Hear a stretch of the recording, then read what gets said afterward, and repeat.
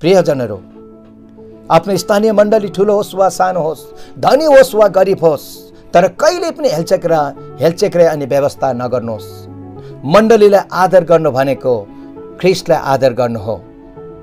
त्यसकारण जसले मण्डलीलाई प्रेम र आदर गर्दैन नि, उसले ख्रीष्ट येशूलाई पनि प्रेम र आदर गर्दैन भन्ने कुरा बुझिन्छ।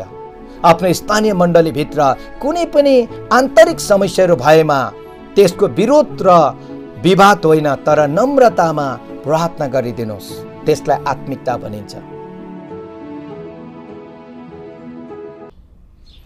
सबैलाई ख्रीष्ट अभिवादन, जय मसीह। म प्रभुमा आशा गर्छु यहाँहरू सबैजना आरामै हुनुहुन्छ होला भनेर।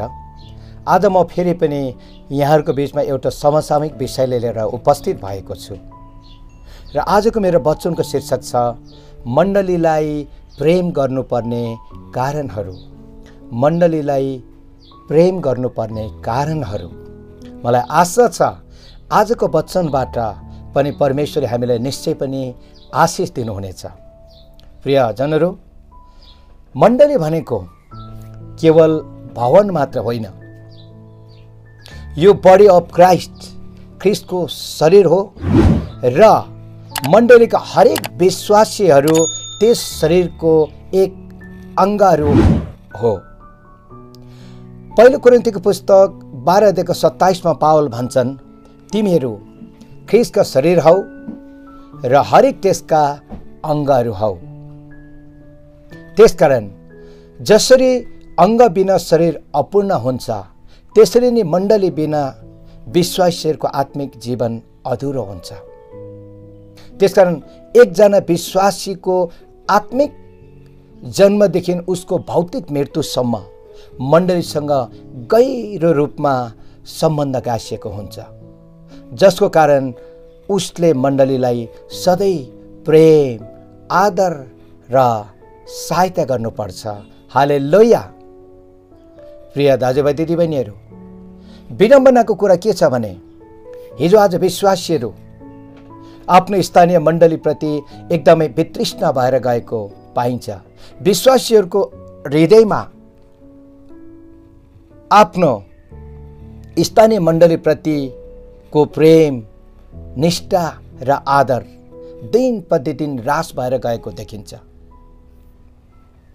विश्वासीहरूको जीवन आफ्नो मण्डलीप्रति धन्यवादी होइन, आफ्नो स्थानीय मण्डलीप्रति धन्यवादी होइन, तर गनगन र असन्तुष्टिको कुराहरू बढेर गएको देखिन्छ। म्याक्सिमम विश्वासीहरूले आफ्नो स्थानीय मण्डलीप्रति कुनै न कुनै गुनासो, चित्त दुखाइको कुराहरू बोकेर हिँडेको देखिन्छ। धेरै विश्वासीहरू बाहिरी रूपमा आफ्नो मण्डलीसँग आत्मामा जोडिएर सङ्गति गरेको देखिए तापनि भित्री रूपमा उनीहरू आफ्नो मण्डलीसँग आत्मामा नजोडिएको र आर्थिक, भौतिक, आत्मिक कुनै पनि क्षेत्रबाट आफ्नो मण्डलीलाई सहायता पनि नपुर्याएको देखिन्छ। त्यति मात्र होइन, सानो सानो कुराहरूलाई इस्यु बनाएर वर्षौँ अगाडिदेखि सेवा सङ्गतिमा डोरिरहेको आफ्नो स्थानीय मण्डलीलाई चटक्कै छोडेर अर्को मण्डलीमा जाने र त्यो मण्डली पनि छोडेर फेरि अर्को मण्डलीमा जाने प्रविधिको विकास भएर गएको देखिन्छ। प्रियजनहरू, यसको धेरै कारणहरू हुन सक्छ। कहिलेकाहीँ स्थानीय मण्डलीभित्रको आफ्नै आन्तरिक कारणले पनि हुन सक्छ, तर मैले सेवकाईभित्र गरेको आफ्नो अध्ययन र अनुभव अनुसार यसको एउटा प्रमुख कारण भनेको आफ्नो स्थानीय मण्डलीले एउटा विश्वासीको जीवनमा कतिसम्म योगदान पुर्याएको हुन्छ भन्ने सत्यतालाई गहिरोसँगले नबुझेको कारणले गर्दा हो। त्यसकारण आउनुहोस् आज हामी एउटा विश्वासीको आत्मिक जन्मदेखि उसको भौतिक मृत्युसम्म स्थानीय मण्डलीले पुर्याएको विशेष योगदानहरू के हुन सक्छ भन्ने विषयलाई लिएर हामी बाइबल धर्मशास्त्रबाट गम्भीर कुराहरू हामी सिक्ने कोसिस गर्नेछौँ। एउटा विश्वासीको आत्मिक जीवन जन्मदेखि मृत्युसम्म स्थानीय मण्डलीले पुर्याएको विशेष योगदानहरू के हुन सक्छ नम्बर 1 मा आत्मिक जन्ममा मण्डलीको योगदान।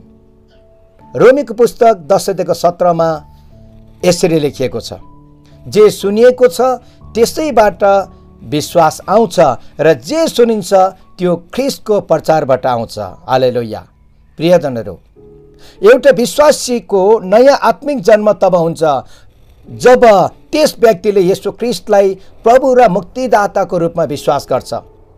तर त्यो विश्वास चाहिँ ख्रीष्टको प्रचार सुनेर मात्र आउँछ, जुन प्रचार मण्डलीकै माध्यमबाट हुन्छ। किनभने मण्डली मात्र त्यस्तो स्थान हो जहाँ परमेश्वरको वचन प्रचार हुन्छ। जब कसैले सुसमाचार सुन्छ र विश्वास गर्छ, त्यो सुसमाचार मण्डलीका सेवकहरू, प्रचारकहरू र विश्वासीहरूको साक्षीद्वारा आएको हुन्छ। त्यसकारण मण्डली चाहिँ एउटा आत्मिक आमा हो जसले विश्वासीलाई आत्मिक जन्म दिन्छ। जस्तै एक बच्चाको शारीरिक जन्म आमाको गर्भबाट हुन्छ, त्यस्तै एउटा विश्वासीको आत्मिक जन्म मण्डलीको आत्मिक गर्भ जस्तै सुसमाचार, प्रचार, शिक्षा र प्रार्थनाबाट हुन्छ।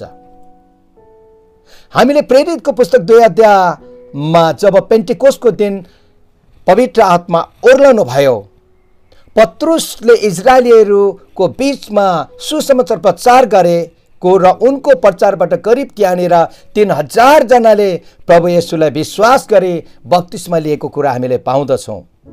त्यो नै पहिलो आत्मिक जन्महरूको समूह थियो जुन मण्डलीकै प्रचारद्वारा सम्भव भएको थियो। हालेलुया। नम्बर 2 मा आत्मिक पालन पोषण, शिक्षा र वृद्धिमा मण्डलीको योगदान।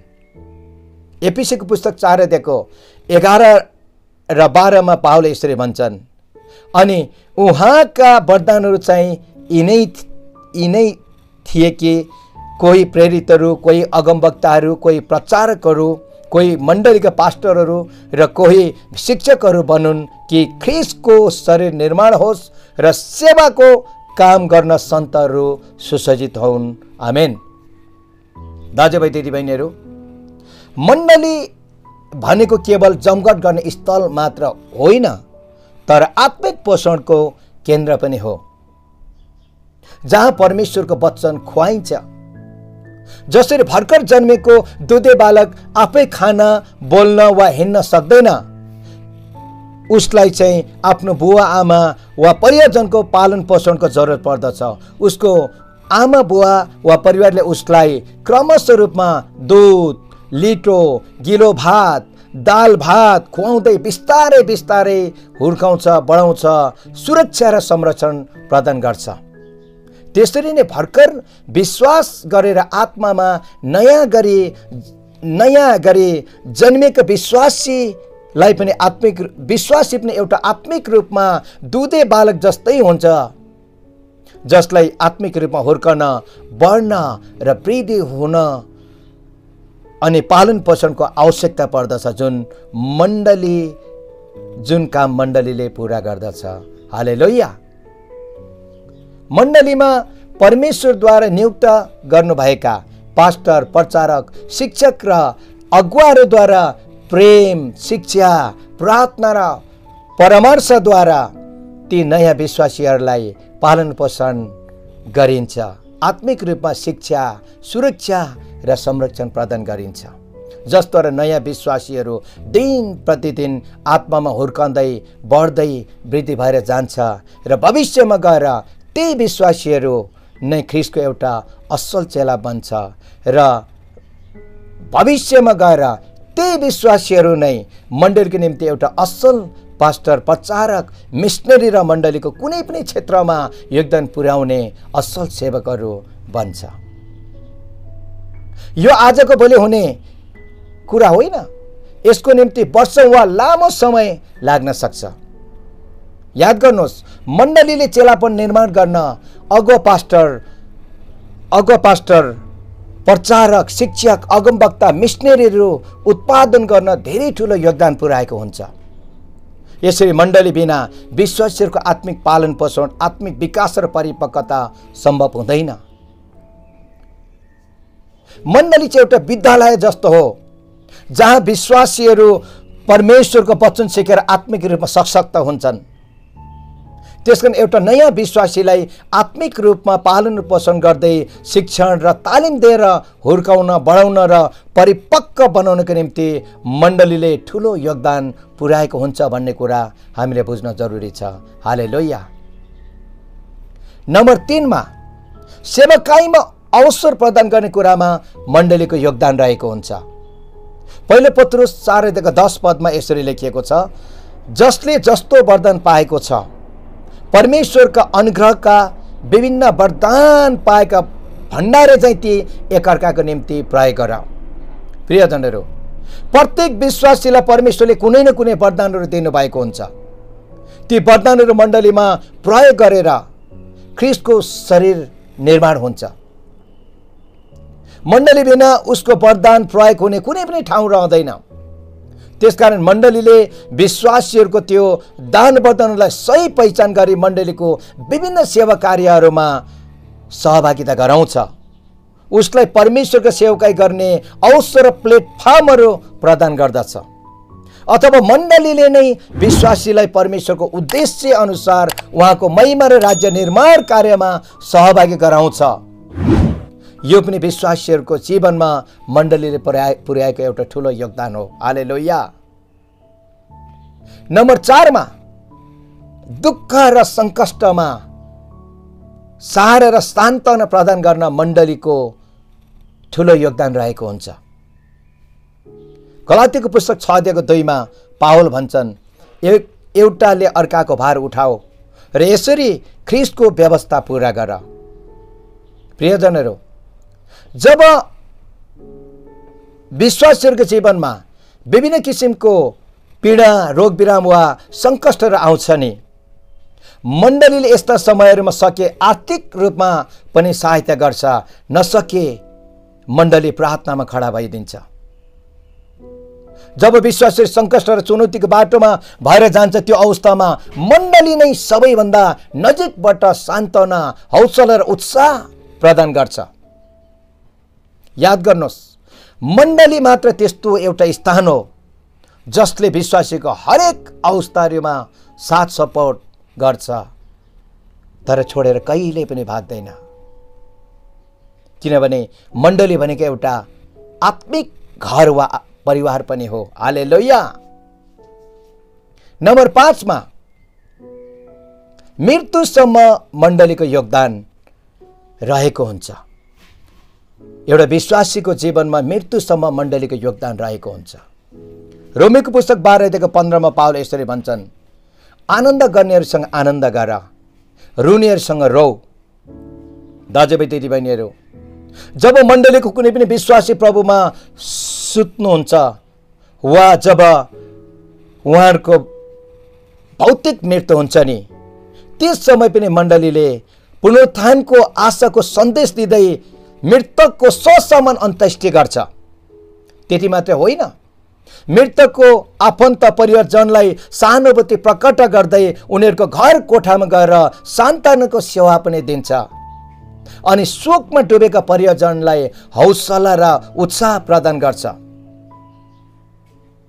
त्यसकारण मण्डली चाहिँ ख्रिस्चियनहरूको लागि साँच्चै नै एउटा आत्मिक परिवार वा घर हो भन्ने सत्यता आज हामी सबैजनाले बुझ्न जरुरी छ। हालेलुया।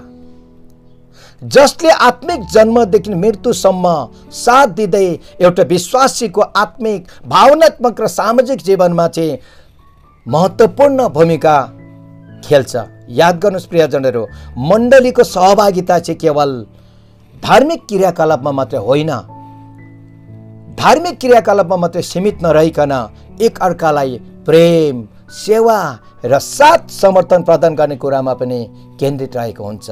आमेन। त्यसकारण प्रियजनहरू, आफ्नो स्थानीय मण्डली ठुलो होस् वा सानो होस्, धनी होस् वा गरिब होस्, तर कहिले पनि हेलचेक्राइ अनि व्यवस्था नगर्नुहोस्। आफ्नो स्थानीय मण्डलीप्रति सधैँ गनगन, गुनासो र असन्तुष्टि मात्र होइन, तर धन्यवादी बन्न सिक्नुहोस्, जसले तपाईँलाई यहाँसम्म आइपुग्नको लागि ठुलो योगदान पुर्याएको हुन्छ।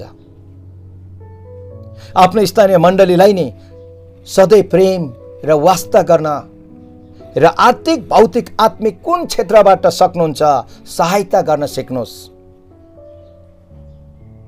किनभने मण्डलीलाई प्रेम गर्नु भनेको नि ख्रीष्टलाई प्रेम गर्नु हो। मण्डलीलाई आदर गर्नु भनेको ख्रीष्टलाई आदर गर्नु हो। त्यसकारण जसले मण्डलीलाई प्रेम र आदर गर्दैन नि उसले ख्रीष्ट येशूलाई पनि प्रेम र आदर गर्दैन भन्ने कुरा बुझिन्छ। किनभने मण्डली भनेको ख्रीष्टको देह हो अनि मण्डलीको शिर उहाँ आफै हुनुहुन्छ। हालेलुया।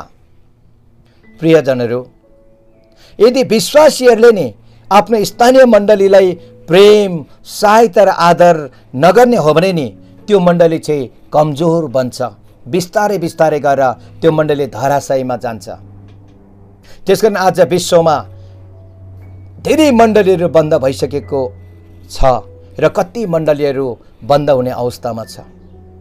किनभने जब विश्वासीहरूले आफ्नो स्थानीय मण्डलीलाई प्रेम वास्ता र सहायता गर्नुको साटो गुनासो असन्तुष्टि र दोषारोपण मात्रै गरेर हिँड्छ भनेदेखि याद गर्नुहोस् त्यस स्थानीय मण्डलीका पास्टर अगुवाहरू निराश हुन्छन्। सेवकाईको क्षेत्रमा कसैबाट साथ समर्थन र हौसला नपाएको खण्डमा नि आज स्थानीय मण्डलीका अगुवा पास्टरहरू निराश भएर हजारौं अगुवा पास्टरहरू सेवकाई नै छोडेर अन्य विकल्प रोज्ने क्रम बढिरहेको अवस्था छ, जुन अत्यन्त दुःख लाग्दो कुरा छ। त्यसकारण प्रियजनहरू, आफ्नो स्थानीय मण्डलीको हरेक सेवा सङ्गतिहरूमा सकेसम्म र सम्भव भएसम्म सहभागिता जनाउनुहोस्। आफ्नो स्थानीय मण्डलीसँग आत्मामा जोडेर एउटा आत्मिक परिवारको सदस्य चाहिँ भएर सधैँ सेवा गर्ने बानी बसाल्नुहोस्। आफ्नो स्थानीय मण्डलीभित्र कुनै पनि आन्तरिक समस्याहरू भएमा त्यसको विरोध र विवाद होइन तर नम्रतामा प्रार्थना गरिदिनुहोस्। त्यसलाई आत्मिकता भनिन्छ। आफ्नो स्थानीय मण्डलीप्रति कुनै सधैँ चित्त दुखाइको हृदय मात्रै बोकेर नहिँड्नुहोस्। त्यसले नि तपाईको कहिले पनि आत्मिक उन्नति गराउँदैन। बरु वचनले भनेअनुसार नम्रतामा क्षमा दिने, क्षमा माग्ने र मेलमिलापको प्रक्रियामा जानुहोस्। तर कहिले पनि सानो सानो कुराहरूलाई इस्यु बनाएर आफ्नो स्थानीय मण्डलीलाई छोडेर नजानुहोस्। यो चाहिँ परमेश्वरको इच्छा हो र यसमा परमेश्वरले तपाईलाई आशिष दिनुहुनेछ। म आजको वचनबाट तपाईलाई यही हौसला दिन चाहन्छु। हालेलुया, आमेन। प्रभुलाई महिमा भएको होस्। हुन्छ प्रियजनहरू, म आजको निम्ति परमेश्वरको वचनलाई यही अन्त्य गर्न चाहन्छु। मलाई विश्वास छ यो वचनबाट पक्कै पनि हामीलाई केही उत्साह मिलेको छ र यदि अरू पनि आशिषित भएको तपाईँ चाहनुहुन्छ भने यो वचनलाई सेयर गरिदिनु हुन म तपाईँलाई अनुरोध गर्न चाहन्छु। हुन्छ, धन्यवाद यहाँहरू सबैजनालाई। फेरि पनि जय मसीह। प्रभुले यहाँलाई आशिष दिनुभएको होस्।